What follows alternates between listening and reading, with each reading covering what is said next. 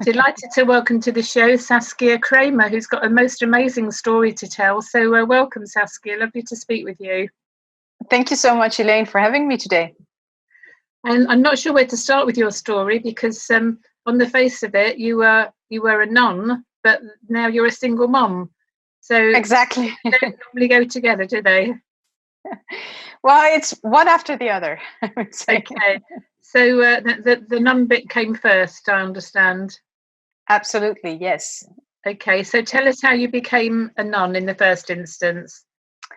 Well, actually, it started off with a meeting with Mother Teresa I had at around the age of 12, and she inspired me so much by her intensity and by her focus and presence to people that that's what I wanted to do. I was drawn to that, and so from that first experience, it led onto more because I wanted to know more. And finally, at the age of 18, I joined their missionaries. So how old were you when you first met Mother Teresa? I was 12 the first time I met her. And how did that come about? Because it's not every day that you get to meet such an amazing lady. Yeah. So actually, my mother was volunteering at the Missionaries of Charity in Rotterdam. And as they always have, they're always looking for people to drive their cars and to drive them from one place to the next. And so this time they were looking to drive Mother from Rotterdam to Amsterdam to their different houses. And so they ended up asking my mother to drive her from A to B, and well, of course, she wanted to take us with her. So that's how I ended up in between the two front seats, just listening to Mother for like 45 minutes. Gosh, I've got all my hair's standing on end. What an amazing thing, and the fact that you remember it, so clearly as well is fabulous. Oh yeah. So that was the age of 12. Yeah. So what happened between 12 and 18? I guess you were just a regular schoolgirl. Well, a regular schoolgirl. Well, of course, I went I went to the missionaries as much as I could. So I would, in the weekends, take time to work with them, to prepare food for the food kitchen, and meet with the people who were there. And at the age of 16, I went with my mother to Calcutta to be with the sisters and to see their different houses. And there I met Mother again, and again it was strengthening my desire to become like her, or to be in her presence and to be working with the poorest. And so I thought I could be clever, and so at the age of 16, when I came back from Calcutta, I wrote her a letter and I said, well, Mother, I really want to join. Can you please make an exception for me and let me join already now? And she wrote me back a little note and telling me to do the work I was doing at the house in Rotterdam, and that I could join, but that I had to finish my school first. And so that's what I did. So do you still have the note that she wrote you? Absolutely. Yes, I do. Brilliant. And have you written about it, or are you planning to write about your story at some stage? I would love to write a book at some stage to really be able to inspire people to do whatever they can. And as Mother always says, you don't need to go to the poor countries to be working with the poor. There are poor people everywhere. They're in our streets. They're in the big villas, and they're in the big, big places. So you can meet the poor just anywhere. So at 18, then you signed up, as it were, or whatever the term is, to sign up to become a nun. Was it a religious thing, or was it just all driven by the by the need or desire to help other people? What was that? Well, I think dedicating your life to the poorest in this kind of way is not without religion. But I think that in the first place, for me, it was something, may seem a little bit strange, but it was more secondary. I really wanted to give myself, and I found that if I was giving myself, I needed to resource somewhere, and along with that came the thirst, I think, to something absolute in life, and to in this way consecrate my whole life to being at the service of the poor, and being at the service, giving my life to God, basically. So you went in at 18. What Yes. was your first job that you had to do? Where did you go? Well, I went to Zagreb at that time, and that was in '94. So that was right after the war, the difficult time there. So I hadn't realized that I was entering basically straight after war zone there, and so the first things we would do was meet with refugees, people who had escaped war and had lived difficult, horrendous situations. So we would go in the afternoons. We would go and visit them and listen to them. And as an 18-year-old, I didn't speak any Croatian or any of those languages. So it really, I think, awakened my language of the heart. You don't need to have so many words to be able to understand suffering. So it was, it was the heart that was able to speak there and to be present to those people. And how long did you stay there for? Well, since I was still in my years of formation, I spent there 6 months, and then I was sent to Rome. And of course, we all know big, beautiful Rome and all the big places, and there I discovered the Rome from the other side, from the side of the poor, of the drug and alcohol, and the terrible homelessness and the poverty on that side of such a magnificent city, I would say. And so that was the next part, where I discovered the whole two aspects of a city, and moving on to serve the poor people there. So how long were you in the nunnery for? Sorry? I'm saying nunnery. I don't know what the word. Convent, is it? Sisterhood? I don't know what to call it. Yeah. So how long were you in there for? Well, from there on, I moved on to a different congregation, and in total, I was over 13 years. I was in the religious life, and each time I would be traveling from one to the other, and go into new missionary areas, and so it brought me to a lot of different kind of people, different kind of suffering. Also on the Mexican-American border, we would be there for the people who couldn't go either way, because they were just waiting to be allowed to one country and the next. So until I was sent to the Philippines, and that was basically my last place where I was living next to the slums, close to the slums, receiving people in great poverty. And it's there that basically I discovered that I had given so much that I was basically empty and hitting rock bottom. I would say in my personal life, in my spiritual life, like what is there still left of what I can give? And I figured that there was not very much left anymore.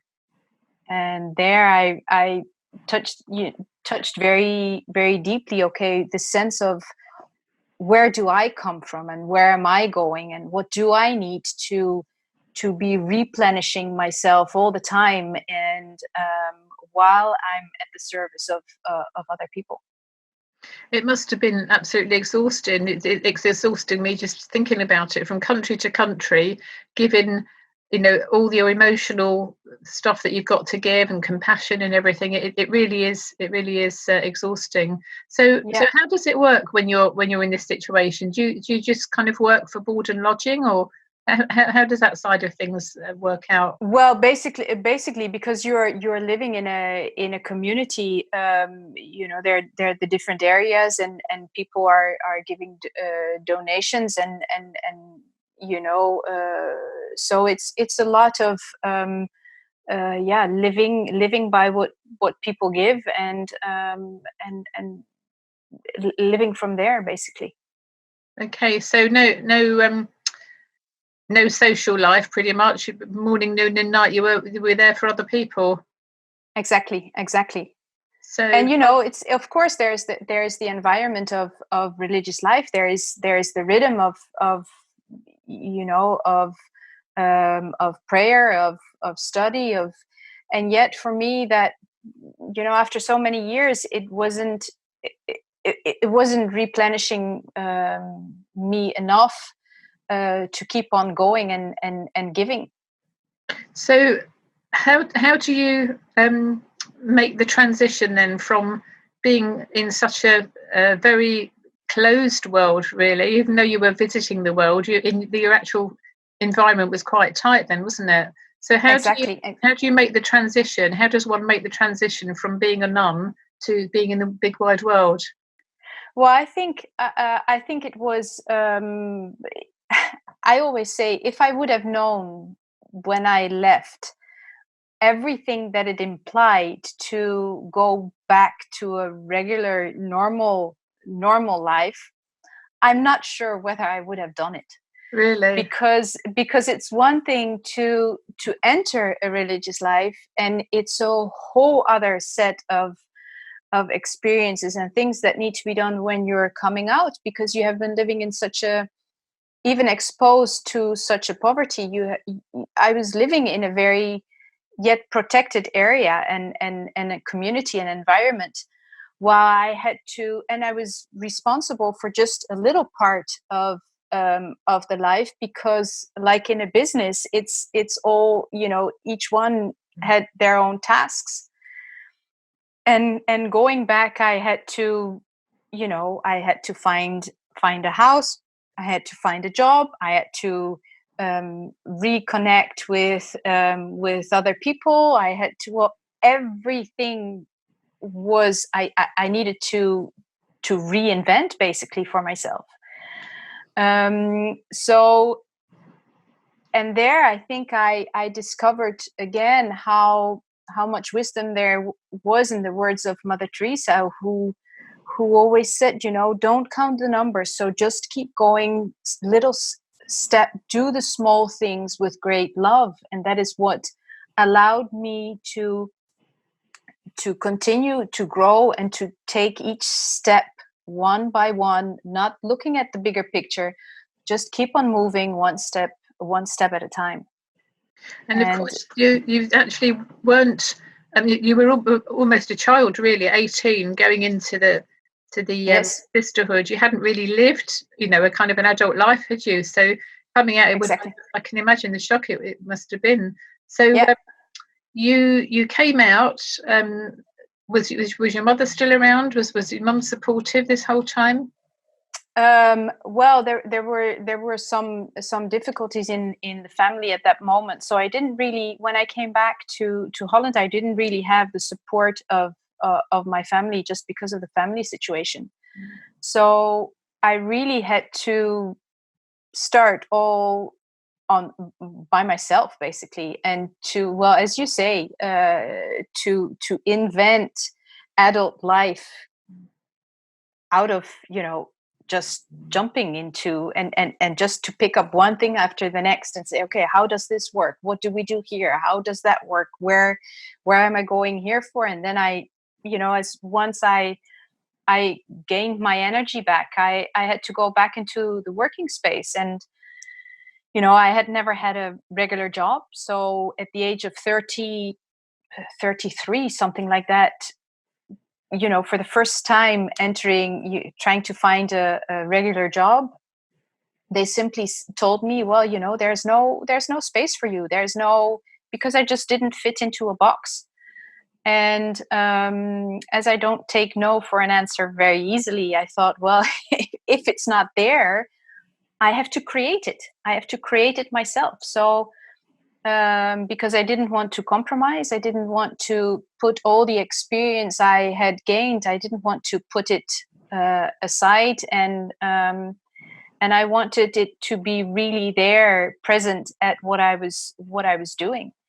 So I created my own job. I created my own business, and what I had done for myself, now I was doing for other people, creating their jobs when after illness, or after serious accidents, or after mental health issues, to recraft their jobs within the businesses, or create with them their own business, to be able to look at what they still could do, and how we could change things around, so that yes, they could work and get the satisfaction of a job, of being working in a meaningful way.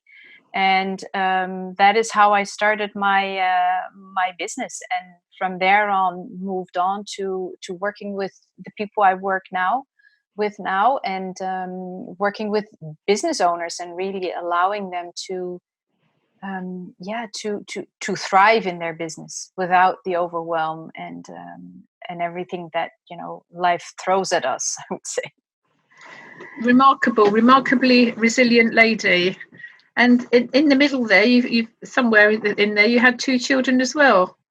Exactly. So after a few years, I met the father of my children, and unfortunately the relationship didn't last. But out of there, I have 2 wonderful children, which they're still young, so they're 4 and 6 right now. And so that's how I ended up as a single mom, taking care of 2 very energetic children. And you now live in Ireland? Yes, I do. Yes. So you're from Holland originally, I believe. Yes, Traveled correct. the world and now live in Ireland. Marvelous. Exactly. Yes. And that is, I think, what my business allowed me to do, to see, okay, to step back and to say, is this really the environment I want to live in, I want my children to grow up in? And if not, then, either deal with it or make a different choice, make changes so that you get where you really want to be. And that's what allowed me to move to Ireland and find an environment that I think is healthy and that I really want to live in with my children. Wonderful. So you've got a wonderful outlook on life, and that helps you obviously to deal with your clients. So you've actually never had a real job by the sounds of things. You've had a wonderful kind of floaty way through life that's been really quite remarkable. I think there should be a film made of your life so far. I would love it. Yes, people say you have lived a few lives in one, and I think it's true, and it's just, I think one of my main things is that I always decided that no matter what, I don't think that either giving my life to God or giving my life to in a relationship would need to compromise my own happiness and my own health. And as soon as I saw that happening, when I was looking back, I didn't stop at that. And I thought, well, if I'm not happy, then I need to make changes. It's not the outside world. I can't wait for the circumstances to change, but I can change myself, and I can change what is always in the possibilities. Sometimes the changes we can make are really, really small, that's enough to keep moving forward. And I think if we don't make those small changes, if we don't accept sometimes just to make a very small change, we can't expect us to be ready to make the big changes. So I think it all starts somewhere, even if the window is just a little bit open. So you're following Mother Teresa's words to you when you were 12 years old. You're following them to this day. Absolutely. And I never realized how big of an impact that would have on my life, but also on my business. It's the same steps, same story. Wonderful. Yeah. So how do people get hold of you, Saskia? Well, you can always visit my my website, which is saskia.ie. And there you will be able to, there's a free toolkit to help you start to make those little changes and give you a jump start in changing around your life. And if you want more, there's also a link to book a free half an hour session to explore where you're standing right now, where you would like to be, and what we can do to get you where you want to be. Marvelous. So again, you're still working all over the world, but you're now doing it digitally. Absolutely. Fantastic. So that's Saskia, SASKIA.IE. Absolutely, yes. Marvelous. Thank you very much for spending time with me this afternoon, Saskia. You're a remarkable lady. It was absolutely my pleasure, Elaine. Thank you so much for having me.